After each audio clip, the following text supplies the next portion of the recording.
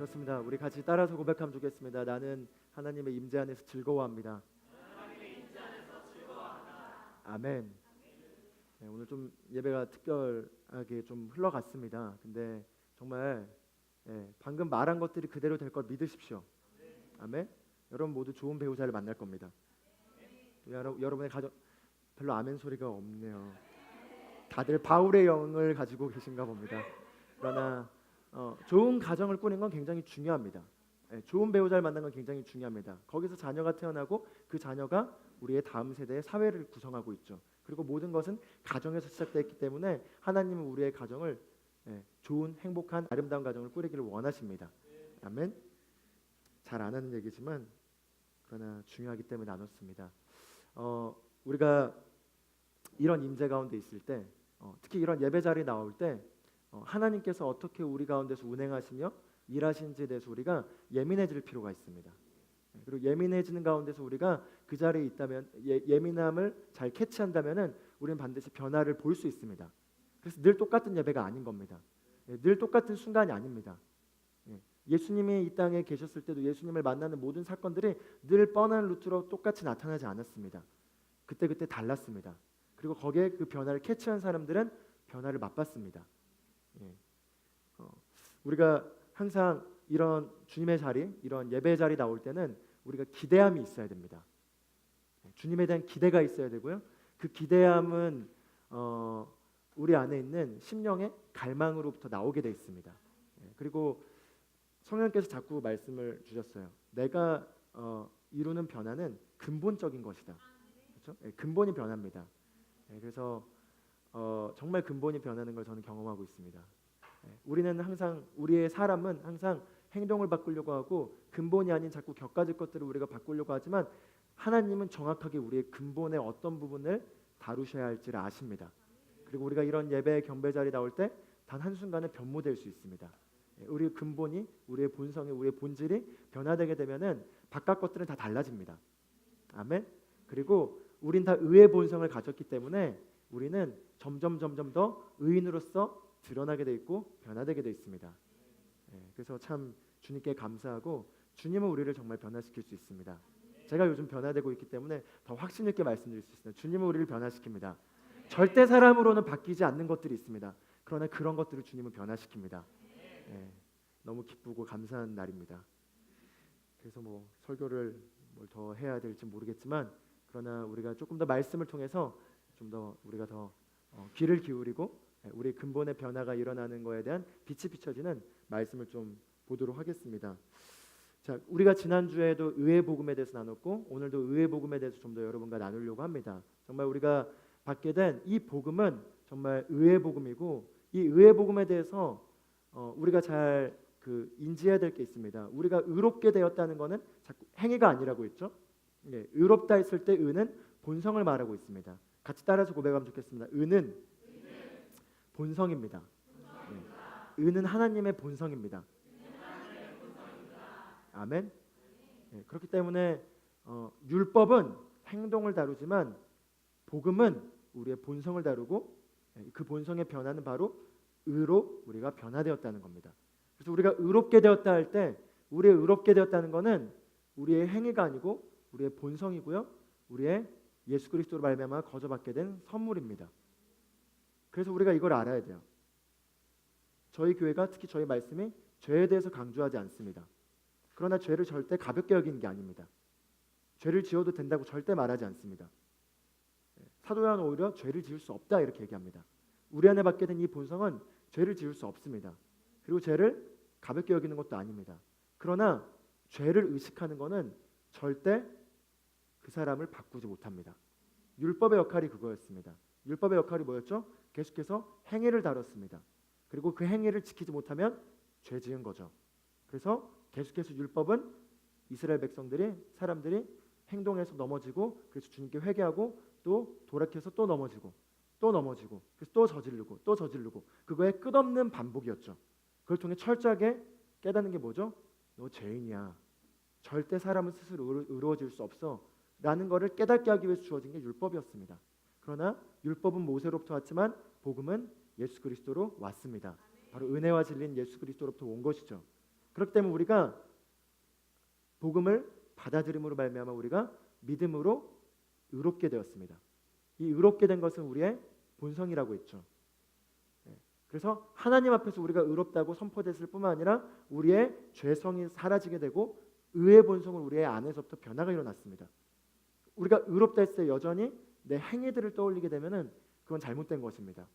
본성입니다. 우린 뼛속까지 의롭습니다. 옆 사람에게 고백해 보겠습니다. 당신은 뼛속까지 의롭습니다. 또한 당신은 의롭습니다. 아멘. 그래서 우리가 의롭다는 것은 신분입니다. 본성입니다. 그리고 이거는 행위에게서 난 것이 아닙니다. 우리에게서 난 것이 아닙니다. 우리에게서 난 것이 아니라는 것은 어떤 걸 말하냐면요, 우리에게서 난 것이 아닌 의를 우리가 선물로 받은 것이죠. 이것은 바로 그분의 은혜로 말미암아 우리가 믿음으로 받게 된 것입니다. 믿음으로 난 것입니다. 그렇기 때문에 우리가 이 믿음으로 얻게 된 의로 말미암아 주님께 우린 더 경외하고 감사하고 우리 온 심령을 다해서 그분께 경배를 드릴 수밖에 없습니다. 왜냐하면 나의 어떠함으로 받을 수 있는 게 아니거든요. 나의 어떠함으로 절대 누릴 수 있는 게 아니거든요. 나의 어떠함으로는 절대 받기 합당치가 못하거든요. 그러나 예수 그리스도의 그 사랑이, 예수 그리스도의 그 은혜가 우리에게 믿음으로 이걸 받을 수 있게 했습니다. 그렇기 때문에 우리가 이 의의 본성을 알고 우리가 그 하나님의 성품을 알게 되고 우리가 우리의 행위로는 절대 받을 수 없지만 하나님의 그 자비로 말미암아 그 은혜에 의하여 우리가 받게 된 걸 알게 되면 알게 될수록, 그리고 이게 어떤 건지를 알게 되면 알게 될수록 우리는 겸허해지게 되고 주님 앞에 바짝 엎드리게 됩니다. 아멘. 새로운 피조물의 말씀에 익숙하다 보면은 잘못 흘러가는 게 죄에 대해서도 가볍게 여기고 뻔뻔해지게 되면서도 하나님 앞에서 하나님을 경외하는 태도가 없어지게 될 수가 있어요. 그러나 그건 적신호입니다. 그건 회개하고 돌이켜서 죄를 의식하는 건 아니지만 의를 어떻게 우리가 받게 되는지를 인식하며 하나님께 감사하고 그분을 경외하는 마음이 나타나줘야겠습니다. 그래서 하나님은 우리의 중심을 보십니다. 그렇기 때문에 구약시대 사울왕을 보면요, 사울왕은 막상 잘못한 게 그렇게 우리 인간의 관점에서는 커 보이지 않아요. 단지 제사라는 거를 지침을 어겼을 뿐이거든요. 근데 다윗은 어땠죠?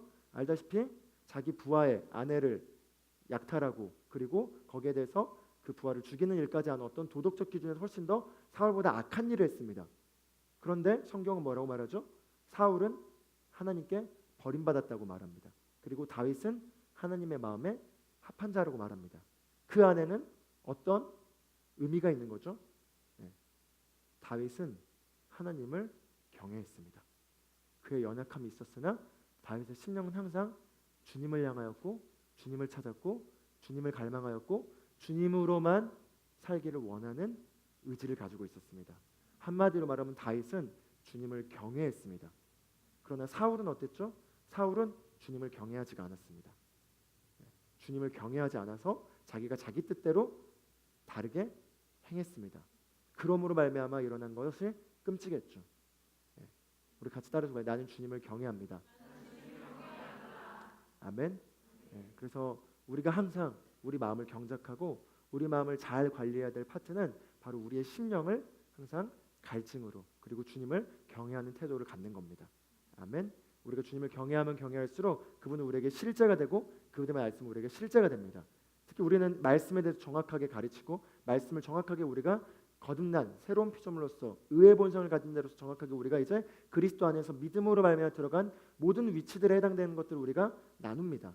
그러나 이 말씀들은 우리가 주님을 경외하면 경외할수록 실제가 되고요. 주님을 경외한 게 없어지면 없어질수록 그냥 머리에 이론으로만 남고 우리 삶에 실제가 되지 않을 겁니다.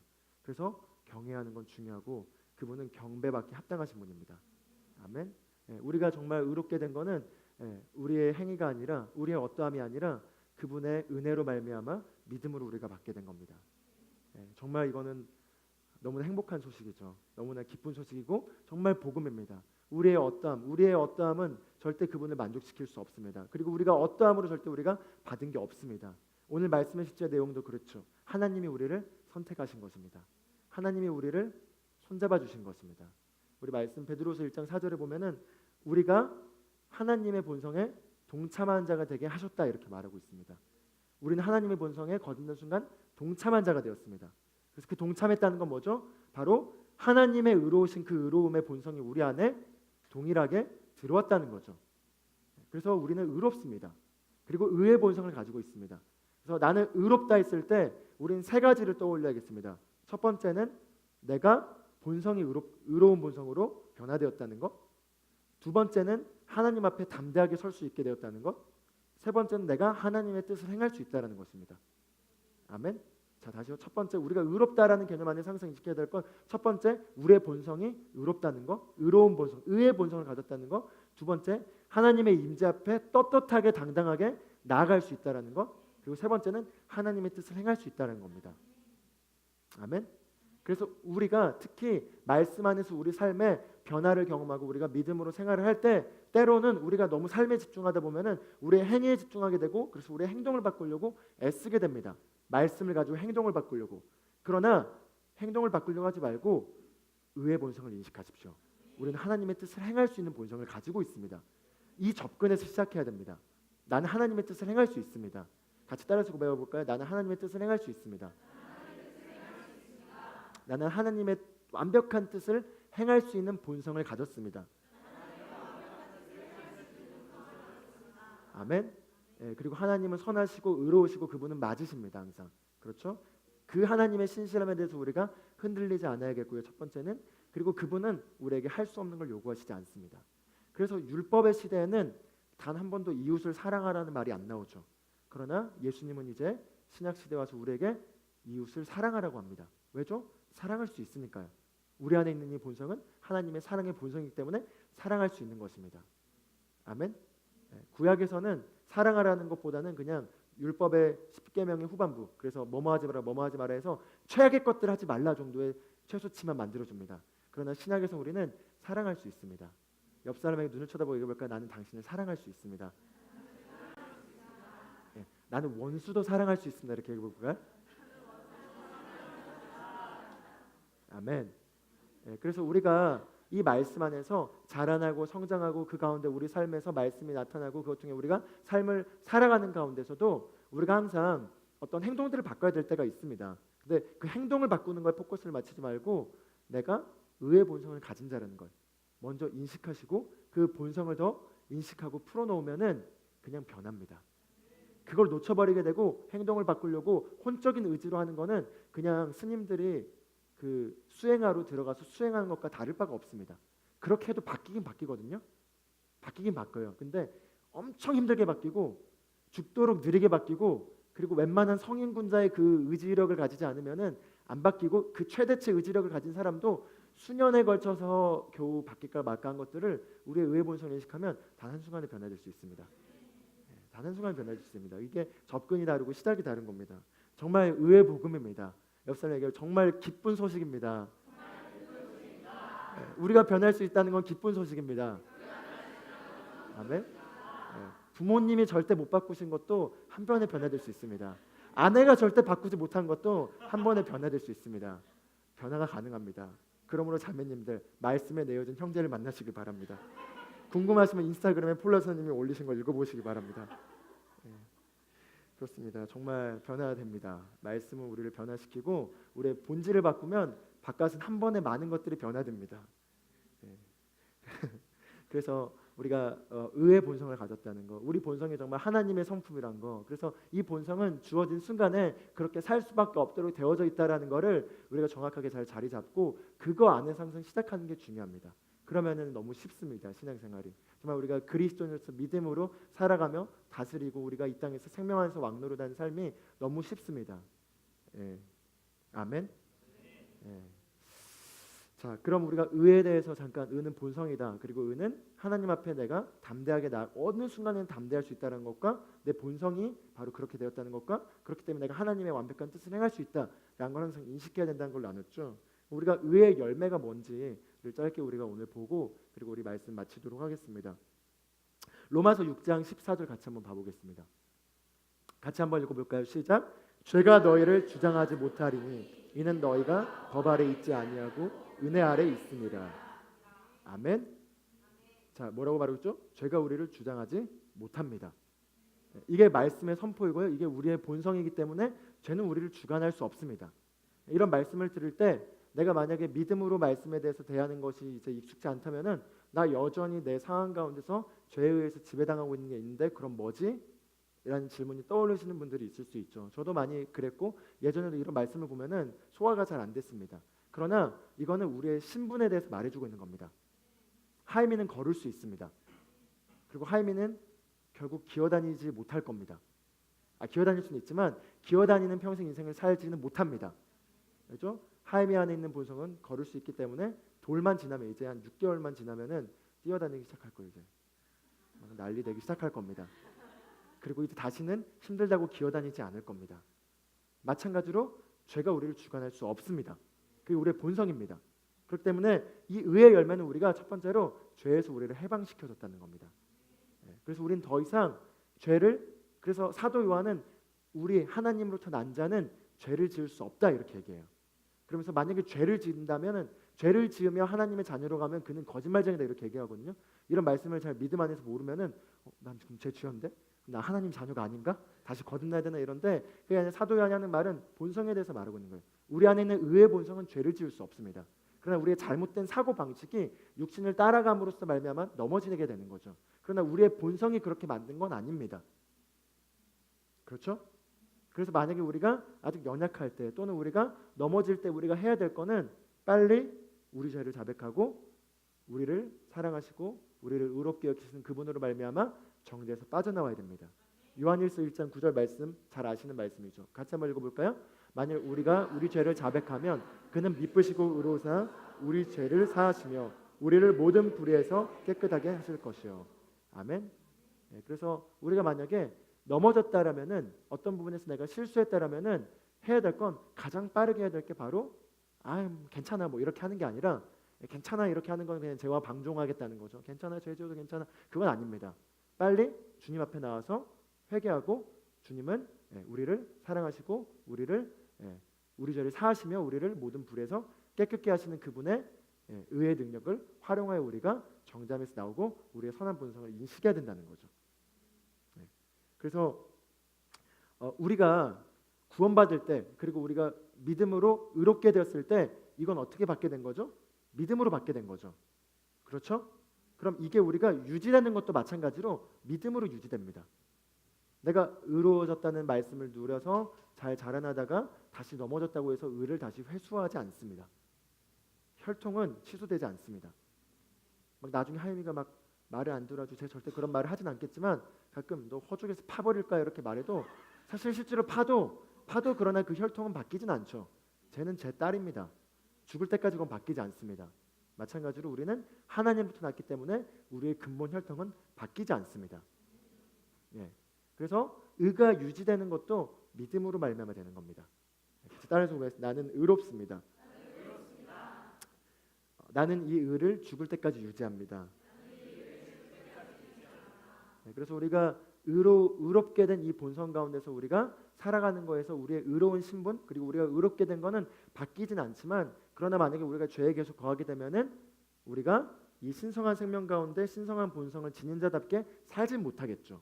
그렇죠? 죄와 의가 공존할 수는 없기 때문에 그러나 우리의 혈통은 바뀌지 않는 겁니다.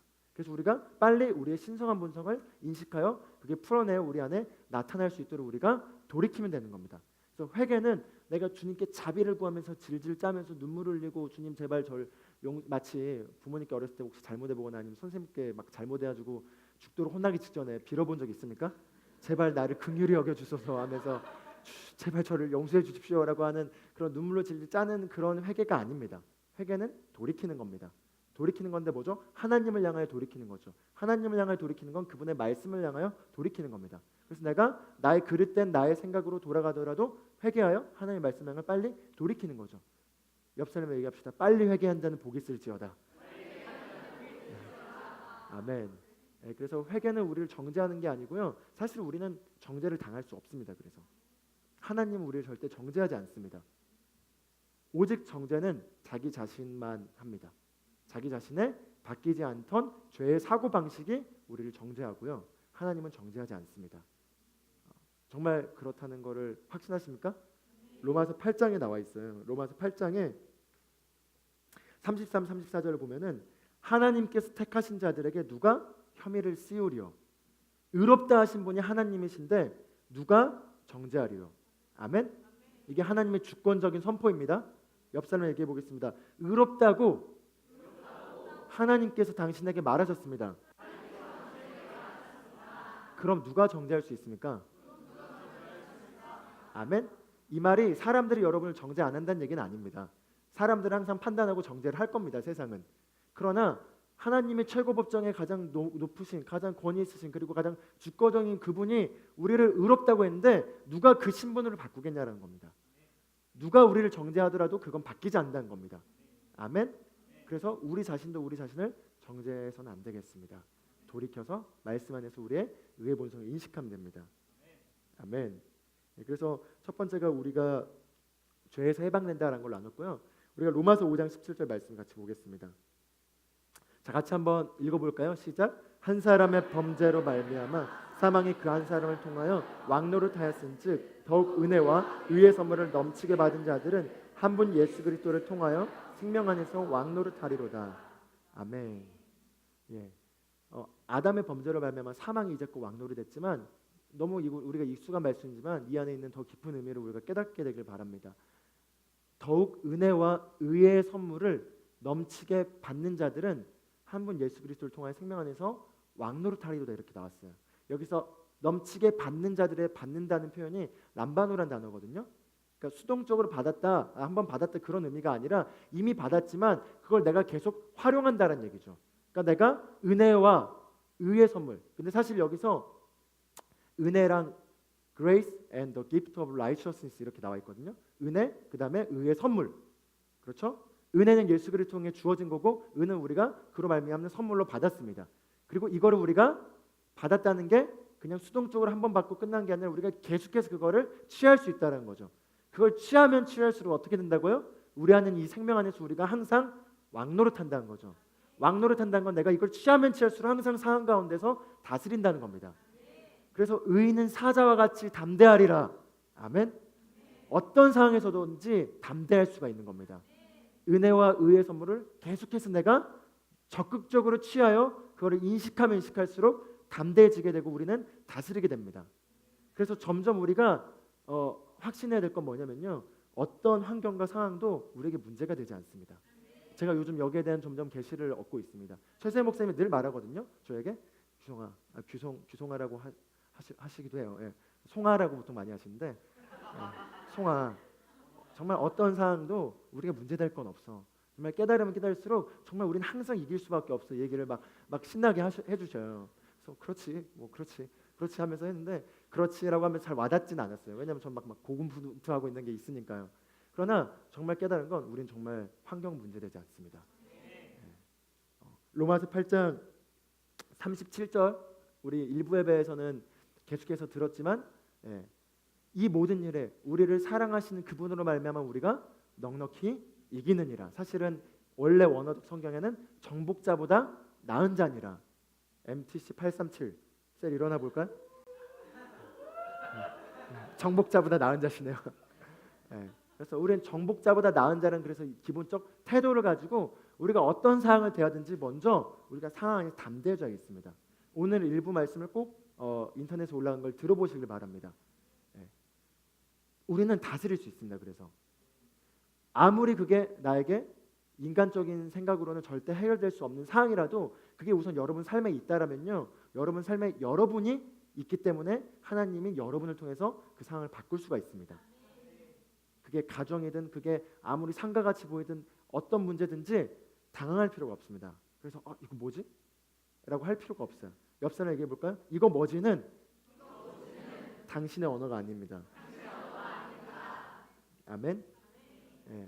그래서 정말 우리에게 주어진 이 은혜는요, 우리에 맡겨진 지금 내가 마주하고 있는 이 모든 상황을 다스릴 수 있어요. 바울도 이걸 알고 있었고 바울이 이걸 말하기도 했지만 바울에게 엄청난 핍박과 고난과 어떤 그런 것들이 따라서 바울이 그걸 육체 가시라고 표현했죠. 그래서 하나님께 이 육체 가시를 제거해 달라고 3번이나 간구했다고 해요. 그건 뭐죠? 바울이 환경 좀 바꿔주세요 하나님. 환경 바울도 명하고 했겠죠. 좀 핍박들을 사라져라. 그러나 그게 안 바뀌었죠 환경이. 그래서 환경 좀 변화시켜 주세요 라는 어떤 이런 마인드로 갔을 때 하나님께서 뭐라고 말하죠? 내 은혜가 너에게 족하다. 넌 약한 가운데 강하여진다 라는 걸 그래서 발견했다고 합니다. 그래서 바울은 결국 죽을 때까지 핍박은 따랐지만 그게 바울을 전혀 막을 수가 없었습니다. 마찬가지로 우리의 환경과 상황은 우리에게 문제되지 않습니다. 그게 환경이 바뀔 수도 있습니다. 또는 때로는 어떤 환경들은 바뀌지 않을 수 있습니다. 그러나 나는 더 이상 흔들리지 않는 자가 되는 겁니다. 아멘. 네. 그래서 어떤 상황이든지 나에게 도움이 되는 방향으로 바꿀 수 있는 능력이 우리에게 온 것입니다. 그래서 우리는 그걸 활용해야 되고 우리는 거기에 대해서 담대해야 합니다. 아멘. 네. 그래서 우리가 이런 상황들에 갈 때 세상의 사고 방식은 그렇죠. 우선은 환경에 탓을 합니다. 기본적으로 세상은 항상 그렇기 때문에 그런 사고 방식 틀이죠. 이게 틀인데 밭이에요. 밭. 그래서 말씀은 문제가 없는데 이런 밭이 갖고 있을 때 말씀이 역사하지 못하기 때문에 우리가 밭을 좀 경작해야 되는데 하나님을 원망하는 거나 하나님 뭡니까 이거? 이게 원망이죠. 하나님 왜? 이것도 소소한 원망이고 하나님이 선하신 분인지 모르겠어. 하나님 사이코하냐? 라는 거는 이제 심각한 원망이지만 그러나 그렇게 가실 분들은 없을 거라 생각합니다. 셀리더 분들이 잘 조율해 주십시오. 그러나 하나님 뭡니까? 라는 그런 하나님의 원망 또는 환경에 대한 원망. 환경에 대한 원망은 뭐죠? 환경의 탓이죠. 직장 상사가 저러니까 우리 부서가 이 모양 이 꼴이지. 내가 아무리 있어도 저 사람이 저기 있는 한 이게 여긴 될 수가 없어. 뭐 이런 거나 아니면은 내가 지금 스펙이 이렇고 지금 이 사회가 이런데 안 되는 게 당연히 될 수가 없어. 이것도 다 환경의 탓입니다. 아니면 쟤는 저래가지고 쟤는 될 수가 없어. 그래서 우리가 함께 갈 수 없어. 그것도 다 환경을 원망하는 거죠. 그렇죠? 혹시 환경을 탓하는 게 있는지 돌아보시기 바랍니다. 그리고 세 번째가 중요한데 바로 도전을 맞닥뜨릴 때 나타나는 반응입니다. 나에게 어떤 예상치 않던 도전들이 나타났을 때 하나님을 원망하거나 아니면 환경에 대해 불평하거나 또는 내가 무슨 잘못을 한 것인지 자꾸 되새기면서 정죄감에 빠진 겁니다. 우리 착하신 분들이 여기 많이 걸려 있습니다. 내가 뭘 잘못했지? 하면서 내가 이렇구나. 그러니까 안 되구나. 라는 자신에 대한 탓, 정죄감. 그러나 그것도 마찬가지로 하나님의 말씀을 소멸시키는 가시입니다. 가시. 그래서 옆 사람에게 봅시다. 가시를 제거하십시오. 어떤 상황인지 당신은 바꿀 수 있습니다. 당신은 정복자보다 나은 자입니다. 아멘. 그래서 정말 우리가 믿음의 여정 가운데 도전이 있다 하더라도 그 도전은 정말 가벼운 것입니다. 그리고 그 도전 뒤에는 영광의 지극히 무거운 것이, 무거운 표현이라면 좀 그렇지만 영광의 무게감이 우리를 기다리고 있습니다. 바울이 얘기하죠. 우리가 주목하거니와 우리가 같이 한번 볼까요? 우리가 잠시 받는 환난에 경한 것이 지극히 크고 영원한 영광에 중한 것을 우리에게 이루게 하미니 우리가 주목하는 것은 보이는 것이 아니요 보이지 않는 것이니 보이는 것은 잠깐이요 보이지 않는 것은 영원함이라. 아멘. 그래서 우리가 딱 이 지점에 이뤄야 됩니다. 환경에서 주는 행복은 절대 오래가지 않습니다. 그리고 우리가 이 땅에 사는 이 세상은 아직 어둠의 영향력이 있기 때문에 행복한 환경이 지금 잠깐 나에게 주어진다 하더라도 절대 영원하지 않습니다. 우리가 인류를 보면 인류의 역사를 봐도 그렇고 우리 삶의 가정사만 보더라도 우리의 친척들, 우리 가정사만 보더라도 순탄치 않는 걸 볼 수 있습니다. 그렇죠. 정말 어둠이 지배하고 있고 그렇기 때문에 어떤 일이라도 계속해서 일어나는 게 인생이라는 걸 보게 됩니다. 그러나 우리가 정말 그래서 살 길은 믿음밖에 없습니다. 진짜 그래요. 옆 사람에게 정말 행복하게 살 길은 믿음밖에 없습니다. 아멘. 내가 그냥 믿음으로 딱 통과해버리면 더 이상 그 수준은 나에게 어떤 케이스로 오더라도 다 나에게 밥이 돼버립니다. 근데 내가 이걸 통과하지 않고 환경을 바꿔달라고 하면 잠깐 환경을 바뀌어가지고 좀 살 것 같다 하지만 그러나 우리 인생은 호시탐탐하게 그렇게 쉽게 가진 않도록 마귀가 던져줄 겁니다. 그래서 믿음으로 우리는 이긴 자라는 거죠. 하나님께로부터 난 자마다 세상을 이기느니라. 세상을 이긴 승리는 이것이니 우리의 믿음이라. 아멘. 우리는 이미 이긴 자지만 우리가 믿음으로 결국 정말 다스릴 때 우리는 그 승리를 계속해서 영광스럽게 누리는 게 나타난다는 거죠. 그래서 우리가 어떤 순간에 그거가 환난이란 게 꼭 막 핍박 이런 것만이 아니라 내 삶에 어떤 도전되는 것들, 그 도전이 너무 힘든 거라 하더라도 바울도 얘기하고 있어요. 바울도 겪었기 때문에 바울이 이렇게 얘기한 겁니다. 그런 상황들이 있겠지만 그것은 그 이후에 올 영광에 비교했을 때 너무나 작은 것이다. 그렇기 때문에 주목해야 되는 거는 그 보이는 환경을 주목하지 말고 보이지 않는 것을 주목해라 라고 얘기하고 있습니다. 그 보이지 않는 게 무엇이죠? 그리스도의 승리를 통해 우리에게 주어진 말씀 안에서 하나님이 그렇다고 하신 그 주권적 선포 가운데 있는 우리의 마땅한 영적 신분과 우리의 삶입니다. 그걸 주목하라는 거죠.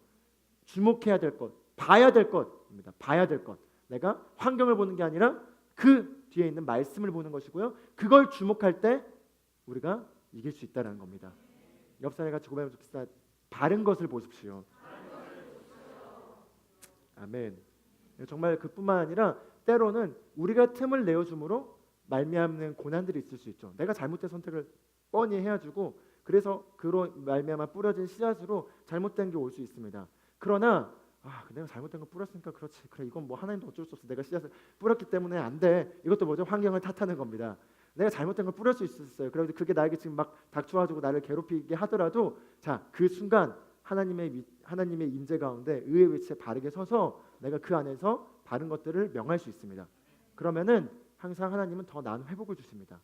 하나님은 항상 더 나은 걸 주십니다. 그렇죠? 아담이 실수했지만 예수 그리스도를 통해서 더 좋은 것이 우리에게 왔죠.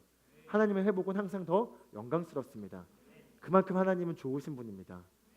정말 하나님은 좋으신 분이고 선하신 분이고 제가 요즘 하나님의 선하심을 알아가고 있습니다.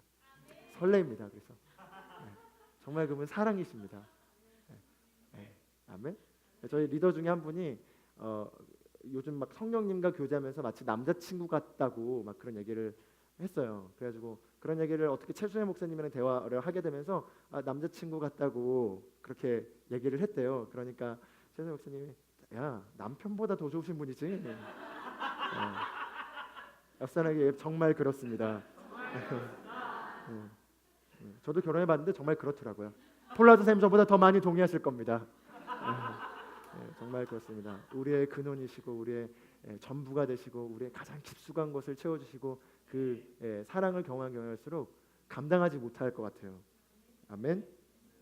그래서 우리가 의의 열매로서 우리가 모든 환경을 다스릴 수 있게 되었다. 그래서 우리가 왜 환경을 다스리는 데 있어서 담대해져야 되냐면요. 특히 오늘 말씀의 실제 내용을 꼭 공부해 보십시오. 그냥 쓱 읽지 말고 오늘 내용은 하나하나씩 정말 파보세요. 이 내용을 하나하나 바꿔 말하면 하나님이 주권적으로 우리를 선택하셔서 그렇게 했기 때문에 우리가 거기에 대해서 우리의 행위에 더 어떠함으로 절대 그걸 누릴 수 없다라는 거죠. 그렇기 때문에 그건 뭐냐? 하나님이 그렇게 됐기 때문에 세상에서 뭐죠? 내 어빌리티, 내가 해온 거, 나의 기반에 있는 것만큼 결과를 맺어지게 돼 있죠. 그러나 하나님 안에서는 바로 믿음으로 되는 겁니다. 믿음은 뭐죠? 그분이 주신 것을 내가 받아들이는 거예요. 그래서 내가 뭔가를 더 열심히 했기 때문에 내 상황이 달라지거나 하는 게 아니라 물론 열심히 해야 될 파트도 있죠. 그러나 어떤 본질적인 부분입니다. 내가 믿음으로 의인으로서 담대하게 서 있기 때문에 그분이 주신 그 모든 것들을 내가 상황 가운데 누릴 수 있는 겁니다. 이게 잘 전달이 되고 있을 거라 믿겠습니다. 참 이걸 제가 요즘 막 깨닫고 있는데 정말 그렇구나. 정말 내가 그리스도 안에서 이 땅에서 그 모든 영향력을 나타내고 그리스도 안에서 누리는 삶이라는 것, 그리스도 안에서 다스리는 삶이라는 건 진짜 내가 뭘 더해서 되는 게 아니구나. 정말 그분으로 말미암아 그 믿음에 내가 정확하게 서 있기만 하면은 되는구나라는 걸 정말 깨달아지면서 항상 담대해지게 됩니다. 그래서 그 의의 열매 또 다른 세 번째는 바로 우리가 이 의의 열매로 하나님과 하나가 되었다는 겁니다. 하나님과 우리가 하나가 된 것입니다. 요한복음 14장 20절 말씀 같이 한번 봐보겠습니다. 자, 같이 한번 읽어보겠습니다. 시작. 그날에는 내가 아버지 안에 너희가 내 안에 내가 너희 안에 있는 것을 너희가 알리라. 아멘. 예수님께서는 항상 아버지와 하나됨을 의식하셨습니다. 그래서 그분이 하는 모든 것은 그냥 아버지가 하는 것이었습니다. 근데 그러면서 이제 그날에는 너희가 내 안에 그리고 내가 아버지 안에 있는 것을 너희가 알게 되리라. 즉 우리가 하나님과 완전한 하나됨이 되었다는 거죠. 이건 좀 더 강화된 의식이거든요.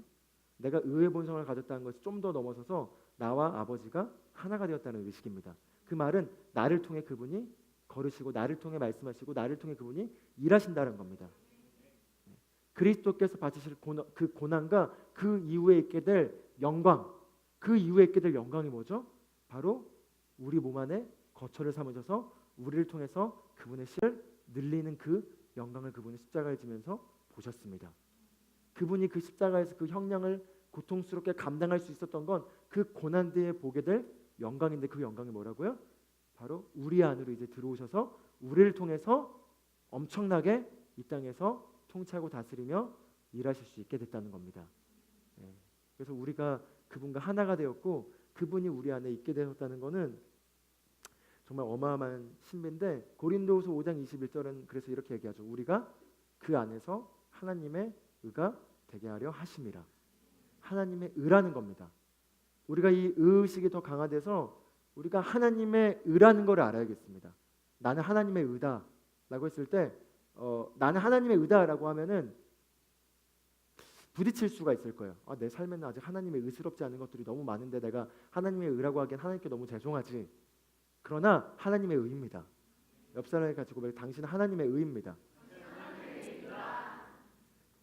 그래서 하나님의 의라는 건 무엇이냐면요, 우리가 하나님의 통치가 그대로 우리 삶에서 나타난다는 겁니다. 내가 하는 모든 것들, 내가 관련된 모든 것들, 나와 연관된 모든 것들, 나의 인생의 모든 것들이 바로 하나님의 통치가 나타나고 하나님의 그 모든 것들이 드러난다라는 겁니다. 예수님이 정확하게 그러셨죠. 예수님이 정확하게 아버지의 완벽한 형상이자 아버지가 어떤 분인지가 드러났습니다. 마찬가지로 우리도 하나님의 의라는 건 우리의 마주하는 모든 환경에서 그런다는 거죠. 아멘. 그래서 우리가 하나님의 의가 되었을 뿐만 아니라, 그래서 골로새서에서 사도 바울은 얘기하죠. 바로 그 만세 가운데 감추어졌던 신비가 드디어 드러났으니 이 신비는 우리 안에 계신 그리스도 곧 영광의 소망이라. 우리 안에 그리스도가 계신다는 겁니다. 우리 안에 그리스도가 계신다는 건 그렇습니다. 정말 어마어마한 겁니다. 어마어마한 걸 알게 되길 바랍니다. 만약에 어떤 상황에 대해서 여러분, 이 상황에 대해서 하나님의 빛이 비춰지기를 기도하면요, 기도해도 된다. 이 상황에 하나님의 영광이 드러날 걸 기도하시는 분 있으면 혹시 한번 손 한번 들어볼까요? 기도 안 하시군요. 그냥 관심이 없는 건 아니죠? 뭐 영광이 있든 없든 뭐 굳이 그런 건 아닐 거라고 저는 생각을 합니다. 그건 아니고 다들 역시 뛰어나신 분들입니다. 우리가 어떤 상황에 대해서 하나님의 빛이 비춰라고 기도할 필요가 없습니다. 하나님의 영광이 임하라고 기도할 필요가 없습니다. 그리고 이 상황에 대해 어떤 문제에 대해서 답이 무엇인지 기도할 필요가 없습니다. 왜죠? 내가 그 상황 안에 있잖아요. 내 안에 그리스도가 계시잖아요. 내 안에 영광의 소망이 계시잖아요. 그럼 이미 그 상황 안에 영광이 있는 겁니다. 이미 그 상황 안에는 하나님이 계신 겁니다. 그럼 문제되지 못할 상황이 없습니다. 아멘? 이걸 다 알고 계셨기 때문에 아무도 아까 손 안 드신 거죠? 역시 대단하십니다. 아멘. 뭐 설교를 마쳐야겠습니다. 그럼 더 이상 할 게 없는 것 같습니다. 그렇습니다. 그래서 진짜 마쳐야 될 때가 와서 정말 의인의 간구는 정말 그 역사님이 크다라는 게 뭐죠? 그러니까 우리가 의를 받게 된 순간 이 의는 반쪽짜리 의가 아닙니다. 사람도 태어난 순간 반은 사람이고 반은 개이고 이런 본성 없죠. 반은 여자고 반은 남자인 본성도 없습니다. 반은 사람이고 반은 늑대인 본성도 없습니다. 그냥 태어나면 사람이면 사람이죠. 마찬가지로 우리가 태어난 순간 우리의 의는 완벽합니다. 근데 왜 의가 나타나는 게 다르죠? 그 의가 나타나는 게 크게 나타나는 어떤 그런 믿음의 사람과 아닌 사람의 차이는, 의는 똑같은데 의의 의식이 다르기 때문입니다. 그래서 그 의의 의식이 더 자라나고 증가되면 증가될수록 이건 드러나게 돼 있습니다. 그래서 믿음이라는 건요, 우리가 담대한 데 있어서 우리가 얼마나 하나님 앞에서 의롭게 된지에 대한 실제를 더 계시로서 알면 알수록 우리가 어떤 상황에서도 믿음으로 담대하게 설 수 있습니다. 믿음으로 담대하게 상황을 바꿀 수 있습니다. 담대하게 믿음으로 적용할 수 있습니다. 어떤 상황들을 만났을 때 예수님이 그렇게 담대하게 파도에게 명하여 잠잠케 하고 그렇게 담대할 수 있었던 이유는 뭘까요? 예수님은 정확하게 하나님의 의라는 걸 그분은 알고 있었습니다.